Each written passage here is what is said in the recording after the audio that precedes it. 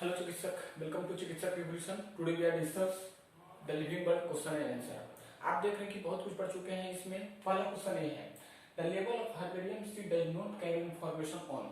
बताइए कि herbarium seed जो है क्या इंफॉर्मेशन का कैरी नहीं करता है। आप हर्बेरियम सीड के बारे में बहुत समझ चुके हैं। हर्बेरियम सीड में क्या क्या लिखा रहता है ये भी जान चुके हैं आप। लेक्चर आपका कंप्लीट है। कह रहा है कि the level of herbarium seed does not carry information on, मतलब हर्बेरियम सीट पे क्या कैरी इंफॉर्मेशन का कैरी नहीं करता है। पहला ऑप्शन है, कहता है डेट ऑफ कलेक्शन। क्या डेट ऑफ कलेक्शन नहीं रहता है? अगर आपको ऐसा लगता है तो ये ऑप्शन दीजिए। आपको लिखना है कमेंट बॉक्स में, आपको 10 सेकंड के अंदर नेम ऑफ कलेक्टर। क्या कलेक्टर नाम नहीं होता है? Local name, height of the plant. देखिए यहाँ अगर आपको याद होगा कि हर्बेरियम सीट पे होता है डेट ऑफ कलेक्शन लिखा रहता है कि किस तारीख को आपने कौन सा स्पीसीज को, प्लांट्स एनिमल्स को आपने क्या किया, कंजर्व किया वहां पे, तो ये रहता है।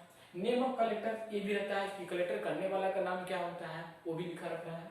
Third one is the local name, वहां का उस एरिया का लोकल नेम क्या है, उस एरिया में उसको लोकल नेम से क्या जाते हैं, ये भी उस पर लिखा रहता है। लेकिन हाइट ऑफ द प्लांट उस पर नहीं लिखा रहता है कि प्लांट जो है 4 फीट का है कि 5 फीट का है कि 2 फीट का है कि 2 इंच का है, ऐसा नहीं रहता है। तो हम लोग को पूछना डज नॉट पूछना था, क्या था? Does not carry. तो हमारा आंसर क्या हो गया? Height of the plant. ये नीट 2016 का क्वेश्चन है। आसान था या नहीं? अगला क्वेश्चन देखिए, कह बेसिक यूनिट या स्मॉलेस्ट टैक्सोनॉमिक क्लासिफिकेशन इज, मतलब इस टैक्सोनॉमिक क्लासिफिकेशन का सबसे basic unit smallest taxon, basic unit या फिर स्मॉलेस्ट टैक्सोन, बेसिक यूनिट या फिर स्मॉलेस्ट टैक्सोन क्या है?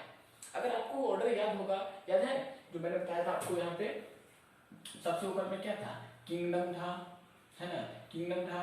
फिर उसके बाद प्लांट है तो उसके लिए डिवीजन आ रहा था।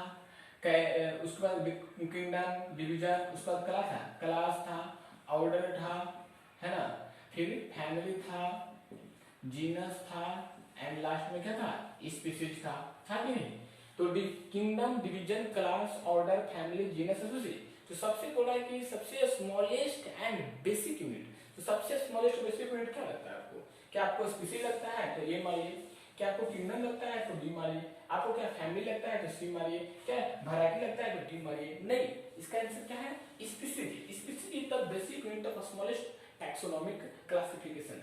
स्पीशीज जो होता है टैक्सोनॉमिक क्लासिफिकेशन का सबसे स्मॉलेस्ट यूनिट होता है एंड बेसिक यूनिट होता है। It is most important, very conceptualise this unit. Now third one is the ICBN stand for. ICBN का पूरा नाम क्या होगा?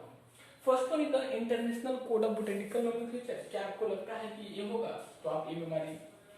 Second one is the international Congress of botanic biological names. आपको लगता है कांग्रेस है तो आप भी मारिए अकॉर्डिंग टू यू। सी बोल रहा है Indian code of botanical nomenclature. अगर आपको लगता है Indian code of botanical nomenclature है तो सी मारिए। अगर आपको लगता है Indian Congress of biological names तब डी मारिए। चलिए, आई थिंक आपको दे दिए होंगे, आंसर भी दे दिए होंगे आप। इसका सही जवाब क्या है? International code of botanical nomenclature. और आपको यहाँ मिलती है एक हाइट मेरी तरफ से, क्योंकि आपने आंसर सही दिया। तो आई होप काफी सिंपल था। अब 3 क्वेश्चन, हम 10 क्वेश्चन करेंगे। 3 क्वेश्चन तो अपन लोग कर लेंगे, 10 क्वेश्चन अपन लोग करेंगे। तो काफी आसान, काफी कंसेप्चुअलाइज, काफी very conceptualise, more informative, basic knowledge in the living world. The living world का बेसिक नॉलेज था एक है, हम लोग देखें। अब इसमें कुछ और क्वेश्चन है जो कि अपन लोग अभी जस्ट अपन लोग करेंगे, है ना। तो लगातार हो सके तो क्वेश्चन को आप नोट्स लगातार करते रहें, ताकि आपको दिमाग में चलता रहे कि ये क्वेश्चन मैंने करवा दिया है और आपको आप कर भी लिए हैं। क्लियर? अब अगला क्वेश्चन जो आता है हमारे पास, जो एक मोटी बुक है, ये कर रहा है कि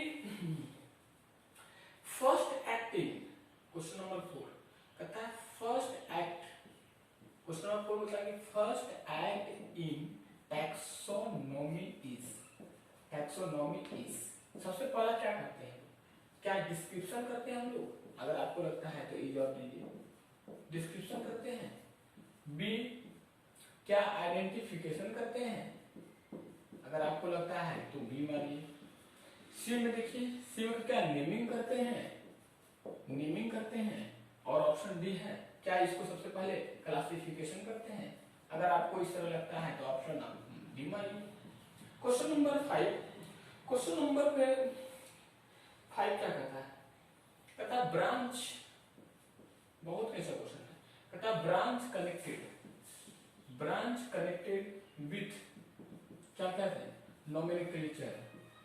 nomenclature, branch connected with nomenclature, identification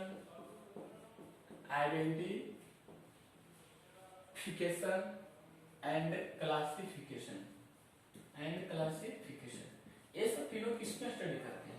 अगर आपको लगता है कि इकोलॉजी में तो ए मारिए इकोलॉजी, अगर आपको लगता है कि टैक्सोनॉमी में तो बी को मारिए टैक्सोनॉमी, अगर आपको लगता है मॉर्फोलॉजी तो है ना, अगर आपको लगता है मॉर्फोलॉजी तो सी में मारिए, अगर आपको लगता है फिजियोलॉजी तो डी में मारिए।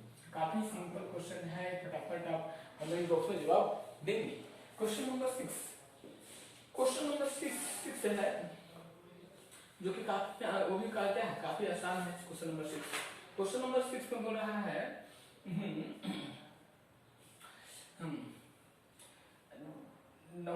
विच वर्ड कैटेगरी सबसे अलग है ना, विच, हाँ कहता है कि विच वन इज वुड, सबसे मतलब वुड भी अलग, सबसे अलग कौन है? नॉट अ कैटेगरी, कैटेगरी में कौन नहीं आता है ना, एकदम बेसिक क्वेश्चन है। नॉट अ कैटेगरी, कैटेगरी में नहीं है। ऑप्शन ए में आपको दिया जा रहा है species, option A species, option B में दिया है फाइलम, ऑप्शन सी में दिया जा रहा है क्लास, है ना, ऑप्शन डी में आपको दिया जा रहा है यहाँ पे मालवेसी। देखिए ध्यान दीजिए यहाँ पे, तो ऐसे भी आंसर भी आप लिख चुके होंगे। कारण क्या? First act in taxonomy, taxonomy में पहला फर्स्ट एक्ट क्या है? Description, identification, naming and classification. देखिए आपको पता होगा जब मैं टैक्सोनॉमी पढ़ा रहा था तो उसमें आप देखेंगे सबसे पहले किसी भी स्पीशीज को क्या करते हैं? आइडेंटिफिकेशन करते हैं। सबसे पहले किसी भी स्पीशीज का हम लोग आइडेंटिफिकेशन करते हैं, आइडेंटिफाई करते हैं, तब उसको नोमेनक्लेचर देते हैं, नामकरण करते हैं, तब जाकर उसको क्लासिफिकेशन करते हैं। तो यहाँ देखिए कहता है first act in taxonomy, description करते हैं आइडेंटिफिकेशन, अगर लगता है तो बी मानिए, सर्ची में नेमिंग करते हैं तो इसको मानिए, क्या क्लासिफिकेशन करते हैं? नहीं, सबसे पहले क्या करते हैं? आइडेंटिफिकेशन करते हैं, यानी कि B is the correct option हो गया। तो जिन लोगों का सही होगा उनको हट मिलेगा identification.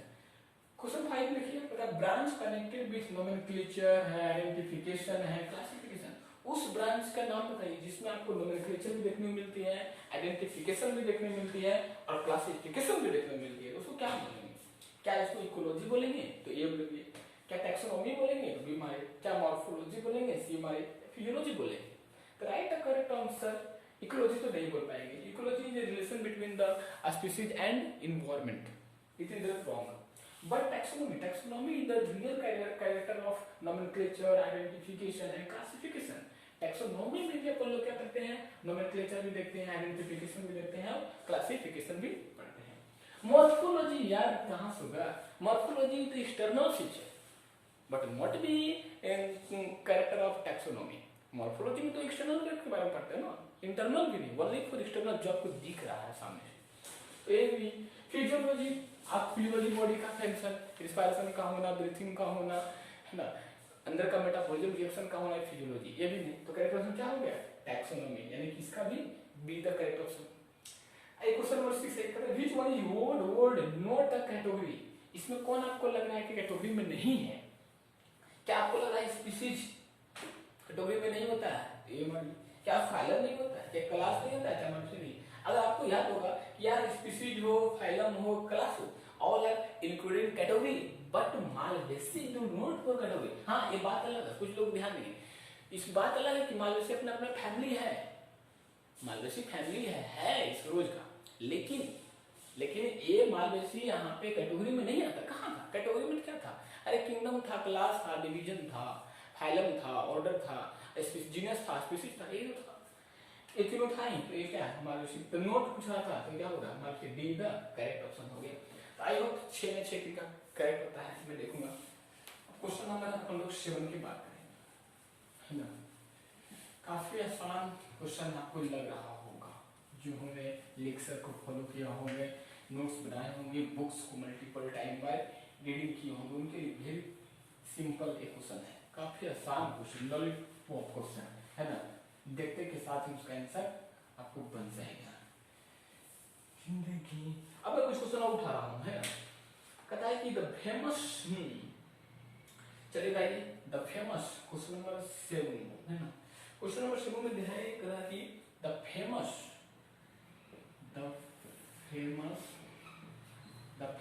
Botanical garden, the famous botanical garden की, द फेमस बोटेनिकल गार्डन की इज लोकेटेड इन, पीछे को आंसर इज आगे यहाँ वगैरह मानती है ना। ऑप्शन ए, क्या इंडिया में लगता है आपको, क्या पाकिस्तान में लगता है आपको, क्या आपको अमेरिका में लगता है, क्या आपको इंग्लैंड में लगता है? तो आप जवाब देंगे, मैं भी जस्ट चेक करूंगा, है ना। चीटिंग नहीं करना है। Question number 8 is very simple, एक उत्साह है, कहता है कि ड्राई प्लांट्स, कहता है प्लेस ऑफ कीपिंग, ये सारा क्वेश्चन करा चुके हैं। प्लेस ऑफ कीपिंग, है ना, प्लेस ऑफ कीपिंग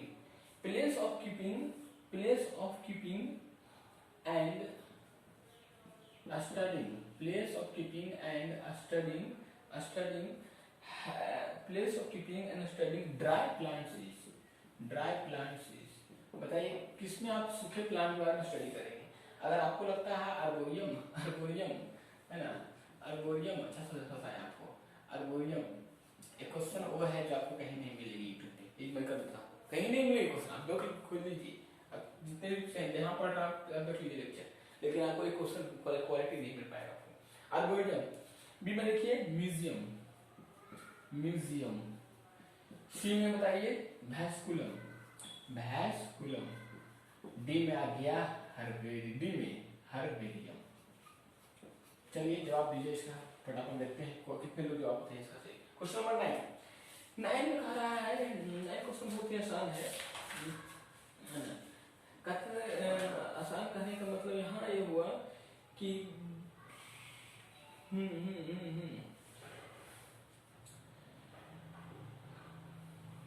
आसान क्वेश्चन है आपको,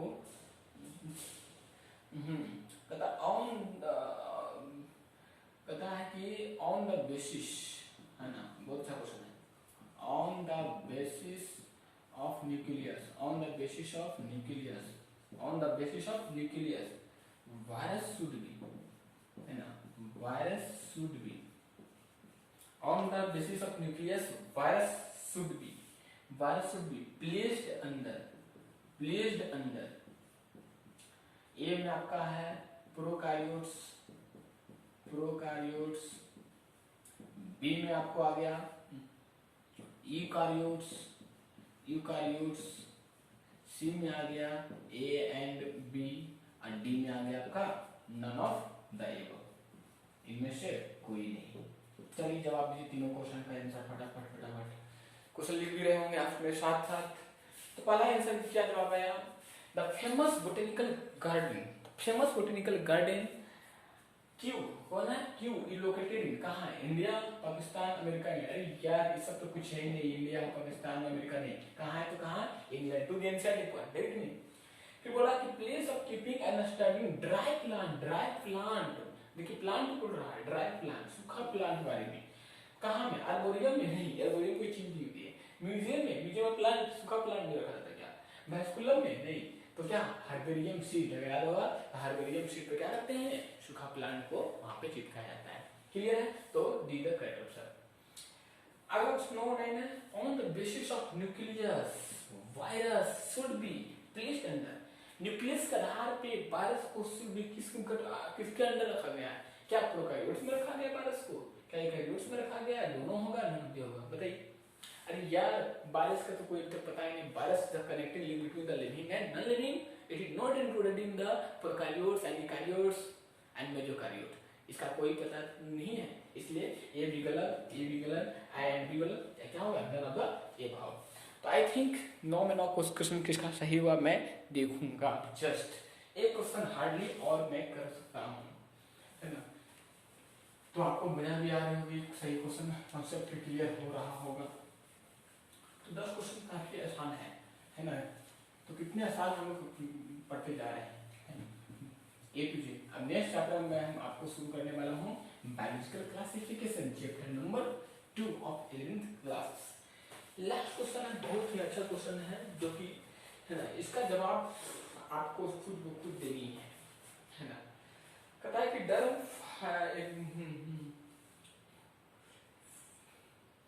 अच्छा क्वेश्चन है यार, मैं यहाँ पे कहता है कि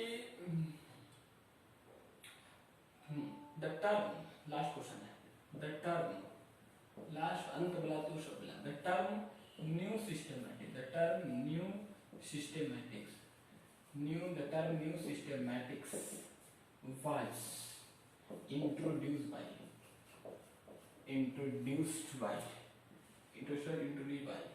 ए में आपको लगता है बेंथम एंड हुकर, तो मानिए बेंथम एंड हुकर। बी में आइए लिनियस, क्या बी में लिनियस। सी में आइए जूलियन हक्सले, और ए डी में आ गया आपका एपीडी कैंडोल। ये क्वेश्चन पूछा गया 198 2008 है ना। The term neo systematics was introduced. Neo systematic कौन दिया था? Bentham and Hooker, Linnaeus, Julian Huxley, APD Candolle. देखते हैं कौन से इसका जवाब सही होता है। करेक्ट आंसर क्या है? Julian Huxley. क्या है? जूलियन हक्सले क्या है? 25 है ना। Julian Huxley is the term new systematic term किसने दिया था? Julian Huxley. तो आई होप 10 में 10 किनका आया है, मैं देखूंगा कमेंट में। 10 में 10 किनका नंबर आया है, देखते हैं कौन कर पाते हैं। उनको तो मेरी तरफ से मिलेगी ही। और नेक्स्ट लेक्चर हम लोग लेके आएंगे बायोलॉजिकल क्लासिफिकेशन। तो आई होप नोट्स बनाते रहें और फर्स्ट को एंजॉय करें और लगातार क्या रहें, बने रहें। ठीक है, ऑल द वेरी